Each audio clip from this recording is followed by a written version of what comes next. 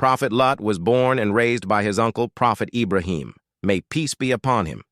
Prophet Lot loved, respected, and believed in Ibrahim's message, even when everyone ridiculed him.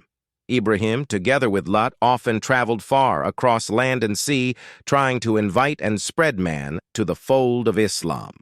During Ibrahim's and Lut's migration to Palestine, they received the divine decree of Allah that Lut had been chosen as a prophet and messenger for the people of Sodom. Allah instructed the new prophet to travel to the city of Sodom, located on the border of Jordan and Palestine, and summon the transgressors back to the worship of Allah. Sodom was a thriving city that was visited by many travelers, merchants, and businessmen for trade. However, Sodom was also the most corrupt city with the highest criminal activity during that time. Travelers passing Sodom were often waylaid and robbed of their belongings, and sometimes were mercilessly murdered. But the most notorious act of evil that was committed by this corrupt nation was homosexuality. Homosexuality was introduced into the world by the people of Lut.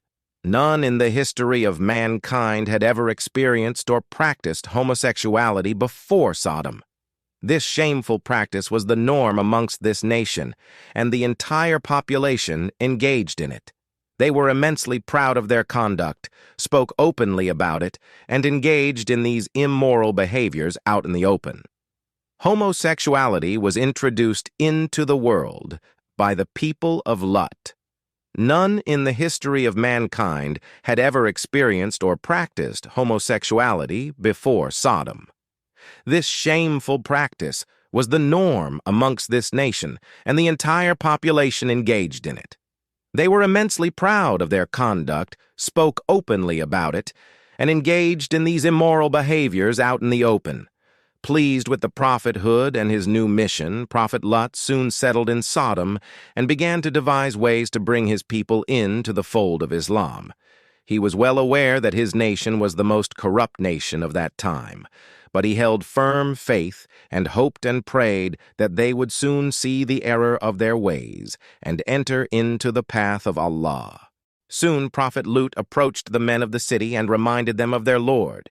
"Will you not fear Allah and obey Him? Verily, I am a trustworthy messenger to you. So fear Allah, keep your duty to Him, and obey me." Puzzled, the men of the city began discussing amongst themselves, "This man has entered our city and is telling us to cease what we are doing. Clearly, he is gaining something out of this."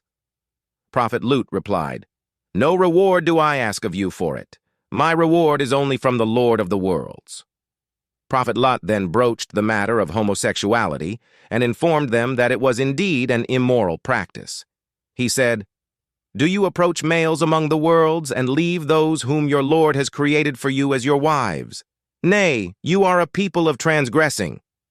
Prophet Lut then informed his people that he would never agree to be a part of such a practice, and warned them of a severe punishment from Allah. He said, "I am indeed of those who disapprove with severe anger and fury your action of sodomy." The men and women of Sodom became very angry at Lot's speech. They began to discuss amongst each other, planning to drive Lot away from their city. They then warned Prophet Lot, "If you cease not, O Lot, verily, you will be one of those who are driven out." Prophet Lot became distressed. After years and years of inviting people to Islam, not one person in Sodom had entered the fold of Islam. The only Muslim household in Sodom was Lut's house, and not all its occupants were Muslims. Lut and his daughters were steadfast in their religion, but his wife continued to be among the non-believers. So Prophet Lot raised his hands to the heavens and prayed, "My Lord, support me against the corrupting people. My Lord, save me and my family from what they do."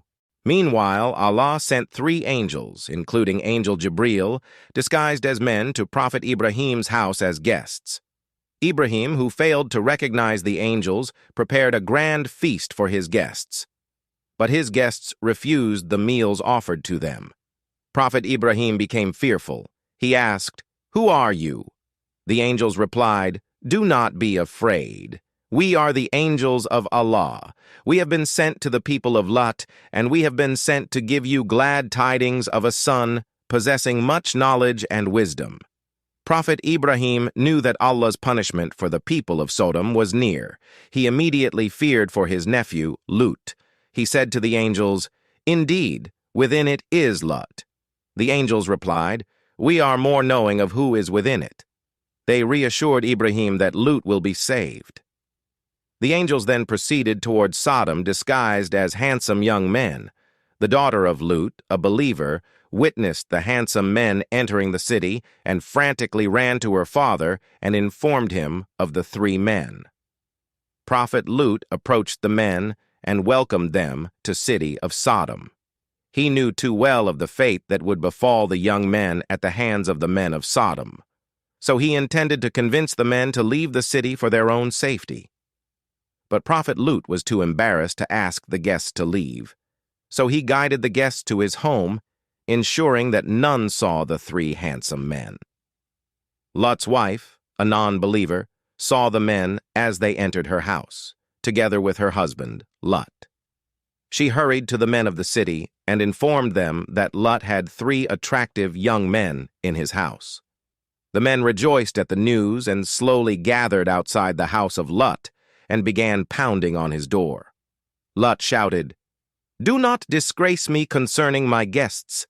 Is there not among you a man of reason?" Growing restless, the men shouted back, "Have we not forbidden you from hosting people?" The whole nation of Sodom had now gathered at Lut's doorstep. They grew impatient by the minute and began breaking down his door. Feeling agitated, Lut called out to his people, "These, the girls of the nation, are my daughters, to marry lawfully, if you must act so." The men responded, "You have already known that we have no interest in your daughters, and indeed, you know what we want."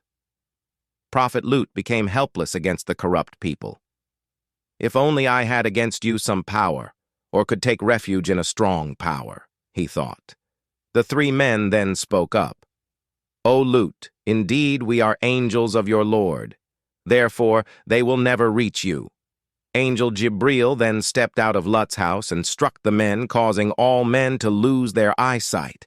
Shocked and enraged, the men shouted, "What's this magic that just hit us? Where did this come from? O Lut, you are the one behind this. You will see what we will do to you tomorrow." The blind men then returned to their homes, plotting to destroy Lut the following day.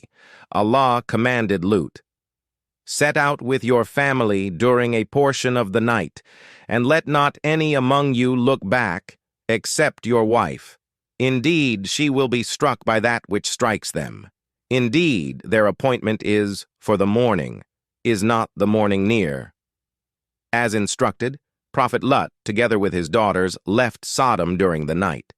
As the morning dawned, a loud, piercing cry ensued through the city that shook the occupants with great pain and fear.